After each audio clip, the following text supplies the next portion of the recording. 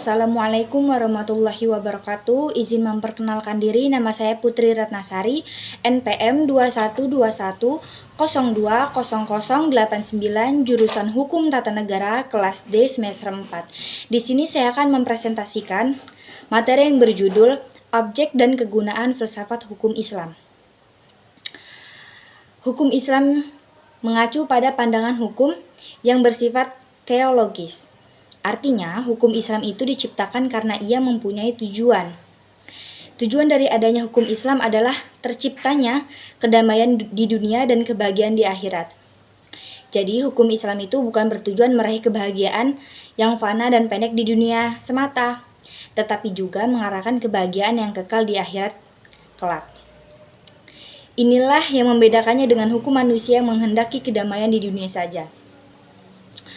Tujuan hukum Islam tersebut merupakan manifestasi dari sifat Rahman dan Rahim, Maha Pengasih dan Maha Penyayang Allah kepada semua makhluknya. Rahmatan lil alamin adalah inti syariah atau hukum Islam.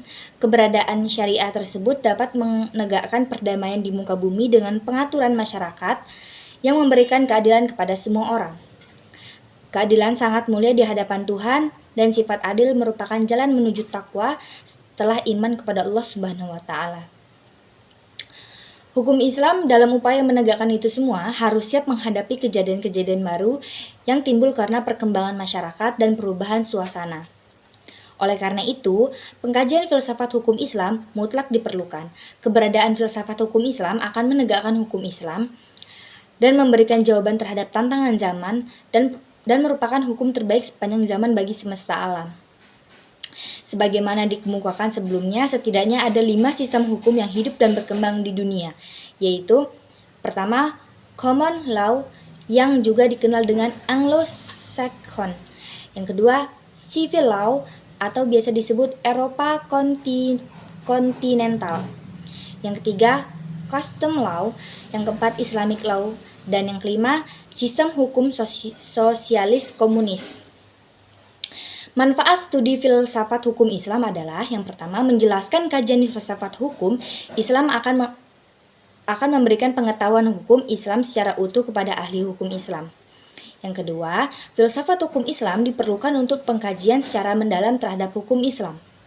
Yang ketiga, untuk mewujudkan hukum yang berkeadilan yang senantiasa sesuai dengan kondisi zaman. Yang keempat, pengkajian filsafat hukum Islam memungkinkan pemahaman Islam secara menyeluruh dengan ilmu-ilmu agama lainnya. Para ahli usul fikih sebagaimana ahli filsafat hukum Islam membagi filsafat hukum Islam kepada 2 rumusan, di antaranya yaitu filsafat tasyri dan filsafat syariah.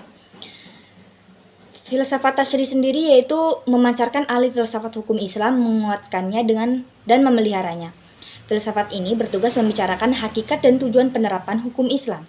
Filsafat tasyri terbagi kepada 5, di antaranya yaitu Da'aim al-Ahkam, dasar hukum Islam. Yang kedua, Maba'di al-Ahkam, prinsip-prinsip hukum Islam. Yang ketiga, Usul al-Ahkam, pokok-pokok hukum Islam.